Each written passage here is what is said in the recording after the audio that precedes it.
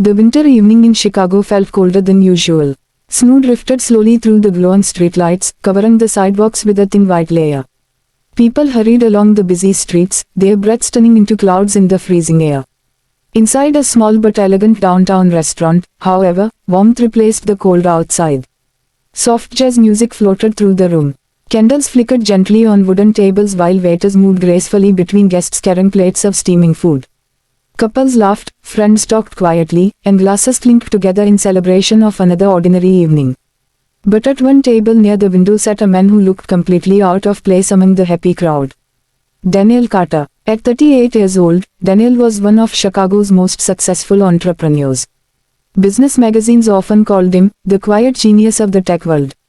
His company had grown from a tiny startup into a billion-dollar empire. Yet tonight he sat alone. A cup of black coffee rested in front of him, untouched. His expensive watch reflected the warm candlelight. Through the window he watched people walk past, lost in their own lives. Daniel had a habit. Every Thursday evening, no matter how busy he was, he came to the same restaurant. He ordered the same coffee, sat at the same table by the window. At first, years ago, he told himself it was simply a place to think. But over time the truth became clear. It was a way to fight loneliness. Success had filled his bank account but emptied much of his personal life. Relationships had come and gone. Work had always seemed easier than emotions. So Thursday nights became his quiet escape. Tonight felt like every other Thursday. Or at least it did until the restaurant door suddenly burst open. Cold wind rushed inside, bringing a swirl of snowflakes along with it. Head stunned. Standing at the entrance was a young woman who looked as if she had just run several blocks through the freezing night. Her breathing was heavy. Her hair was messy from the snow. Her thin coat clearly wasn't warm enough for the weather. For a moment she stood there, scanning the room anxiously. Her eyes darted from table to table as if she was searching for someone, or trying to hide from someone. Then suddenly her gaze landed on Daniel. He noticed the moment their eyes met. Something about her expression caught his attention immediately. Fear, not the kind of fear from being lost. The kind that comes from running away from something. Daniel quickly looked back at his coffee, assuming she would continue searching elsewhere. But instead, the girl began walking straight toward him. Step by step, Daniel frowned slightly. When she reached his table, she hesitated for a second as if gathering courage. Then she spoke quietly. "Excuse me, sir." Daniel looked up. Up close, he could see she was younger than he first thought, perhaps 24 or 25. Her eyes were red, as if she had been crying. Despite the cold outside, small beads of sweat formed on her forehead from nervousness. Before Daniel could ask what she needed, she leaned closer and whispered quickly. "Please, pretend you love me." Daniel blinked. For a moment he wondered if he had misheard. "I'm sorry," he said. Her voice shook as she repeated the words. "Please pretend you're my boyfriend. Just for a few minutes." Daniel stared at her in disbelief. He wasn't used to strangers asking him for strange favors in restaurants. "Why would I?" she interrupted him, panic rising in her voice. "He's coming." Daniel followed her nervous glance toward the entrance. A tall man had just stepped inside the restaurant. Unlike the girl, he looked calm, but his face carried a dangerous anger. His eyes scanned the room until they locked onto her. And then he started walking directly toward them. The girl swallowed hard. "My name is Emma," she whispered urgently. "That man is my ex-boyfriend. He thinks I came here to beg him to come back." Daniel raised an eyebrow. "And did you?" Emma shook her head quickly. "No, I came here to end things." But he started yelling outside. "I ran in here to avoid a scene." Her voice softened into desperation. "If he sees me alone, he'll humiliate me again. Please, just help me for a minute." Daniel studied her face carefully. She wasn't lying. He could see it in her trembling hands, in her tired eyes, in the quiet humiliation she was trying to hide. Daniel sighed softly. Normally he avoided drama completely. His life was already complicated enough. But something about Emma reminded him of someone he used to be. Someone who once needed help but didn't receive it. The angry man was getting closer. 10 steps away. Emma's voice dropped to a whisper. "Please." Daniel stood up. Emma looked shocked. Before she could react, Daniel gently placed his arm around her shoulders. The gesture felt surprisingly natural. "There you are," Daniel said warmly, loud enough for the approaching man to hear. "I was wondering where you disappeared to." Emma's eyes widened. But she quickly understood the act. The man stopped a few feet away from them. "Emma." he said sharply. Emma stiffened slightly beside Daniel. What is this? The man demanded. Daniel remained calm. He extended his hand politely. Hi, I'm Daniel. The man ignored the handshake. Who are you? Daniel smiled faintly. Emma's boyfriend. The words hung in the air like a challenge. The man suddenly laughed loudly. Boyfriend, he scoffed. That's funny. His eyes moved over Daniel's expensive suit, polished shoes, and confident posture. Then he looked back at Emma. 2 weeks ago you were crying, saying you couldn't live without me. Emma's face turned red with embarrassment. Daniel squeezed her shoulder gently. People change, Daniel said calmly. The man stepped closer. You expect me to believe she's dating someone like you? Daniel shrugged. I don't expect anything from you. The restaurant had grown quiet. Nearby diners pretended not to watch but clearly listened. The man's expression hardened. Emma, he snapped. Stop this childish game and come with me. Emma didn't move. Instead, she slowly reached for Daniel's hand. Her fingers were freezing cold. But her grip was firm. I'm not going anywhere with you, she said quietly. The man's jaw tightened. You're making a mistake. Daniel spoke again, his voice calm but firm. No, he said. She's making a decision. For several seconds the three of them stood there in silence. Finally the man shook his head in disgust. This won't last, he muttered. Then he turned and stormed toward the exit. The restaurant door slammed shut behind him, letting in another blast of cold air before closing again. Slowly the tension disappeared. Emma released Daniel's hand immediately. I'm so sorry, she said quickly. I shouldn't have involved you.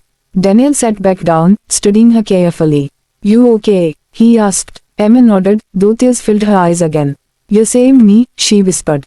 Daniel shrugged lightly. It was just acting. Emma smiled faintly. Yes, acting. But the way she looked at him suggested something deeper had already begun. For a few moments after the door slammed behind Victor, the restaurant remained strangely quiet.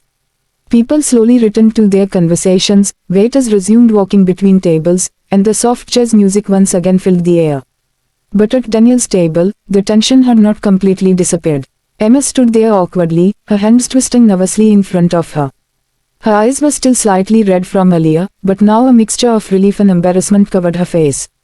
I really am sorry, she said again quietly. Daniel leaned back in his chair and studied her for a moment. You already apologized, he said calmly. Emma gave a small nervous laugh and sat down across from him. I just didn't know what else to do. Daniel nodded toward the door where Victor had left. Is he always like that? Emma sighed softly. Was sometimes. Daniel noticed the way her shoulders dropped when she said that, like someone who had been carrying emotional weight for a long time. A waiter approached the table cautiously. Everything okay here, sir? Daniel smiled politely. Yes, thank you. Could you bring another cup of tea? The waiter nodded and walked away. Emma looked surprised. You didn't have to do that. It's cold outside, Daniel replied simply. For a moment they sat in silence. Then Emma spoke again. Thank you for helping me. Daniel shrugged lightly. It wasn't a big deal. It was to me, Emma said quietly. Her voice carried genuine gratitude. Daniel noticed something interesting then. Despite her worn coat and tired eyes, Emma carried herself with quiet dignity. She didn't look like someone who asked strangers for help often. So, Daniel said after a moment, what happened between you and Victor? Emma hesitated. Then she slowly began to speak. We met 2 years ago. At first he was charming, confident. Everyone liked him. She gave a small bitter smile. People like that always seem perfect at the beginning. Daniel listened quietly. But after a few months, Emma continued, he started changing. He criticized everything I did. My clothes, my job, my friends. Her fingers tightened around the edge of the table. He said I was lucky he even dated someone like me. Daniel frowned slightly. And you believed him? Emma nodded slowly. When you grow up hearing that you're not good enough, it's easy to believe. The waiter returned and placed a warm cup of tea in front of her. Emma wrapped both hands around it gratefully. Thank you, she whispered. Daniel took a sip of his coffee and looked out the window at the falling snow. You know, he said thoughtfully, I understand more than you might think. Emma looked at him curiously. You, Daniel nodded. I didn't grow up rich. Emma's eyebrows lifted slightly. My father drove a taxi for 30 years, Daniel continued. My mother worked long shifts at a grocery store.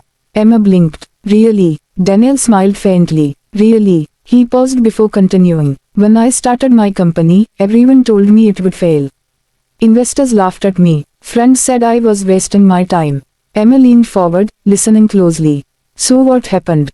Daniel shrugged. I kept working. And now you are a millionaire, Emma said. Daniel chuckled quietly. Apparently, Emma looked at him differently now. Not as the stranger who helped her, but as someone who understood struggle. I guess we both have habits, she said softly. Daniel tilted his head. What do you mean? Emma smiled slightly. You come here every Thursday, don't you? Daniel looked surprised. How did you know that? I work 2 blocks away, Emma explained. Sometimes I pass by this restaurant on my way home. I've seen you sitting at that same window several times. Daniel raised an eyebrow. So I have a reputation now. Emma laughed softly. Maybe a little. Daniel smiled. You're right though. It's a habit. Why? Daniel thought for a moment before answering. At first it helped me think about work. And now, he looked around the restaurant. Now, I think it just reminds me that the world keeps moving. Emma nodded slowly. I understand that feeling. Outside, the snow continued falling gently, covering the city streets in white. Inside, time seemed to slow at their table. After a moment, Emma checked the small clock on the wall. Oh no, what? I should go. My night shift starts soon. You work at night too. Emma nodded. I clean offices downtown. Daniel looked impressed. That sounds exhausting. Emma shrugged. You do what you have to do. She stood up and carefully put on her thin coat. Then she hesitated. I probably won't see you again, she said. Daniel leaned back in his chair. Why not? Emma looked confused. Well, this was just pretending. Daniel stood up as well. Maybe the first part was. Emma blinked. What do you mean? Daniel picked up his coat and walked with her toward the restaurant door. When they stepped outside, the cold air immediately surrounded them. Emma shivered slightly. Without saying anything, Daniel removed his coat and placed it over her shoulders. She looked shocked. You're going to freeze. I'll survive, he said. They stood under the streetlight for a moment, snowflakes falling gently around them. Emma looked up at him. Why are you being so nice? Daniel thought for a moment. Then he smiled slightly. Maybe I need a new habit. Emma tilted her head. What kind of habit? Daniel looked toward the restaurant window behind them. Meeting someone interesting every Thursday. Emma laughed softly. You mean, meet again? Daniel nodded. Same place, next week. Emma hesitated. Then a small hopeful smile appeared on her face. Okay. She started walking down the snowy sidewalk before turning back. Daniel, yes, next time, we won't have to pretend. Daniel watched her disappear into the falling snow. And for the first time in many years, his Thursday night habit didn't feel lonely anymore. Because sometimes the smallest act of kindness can start a story no one expected.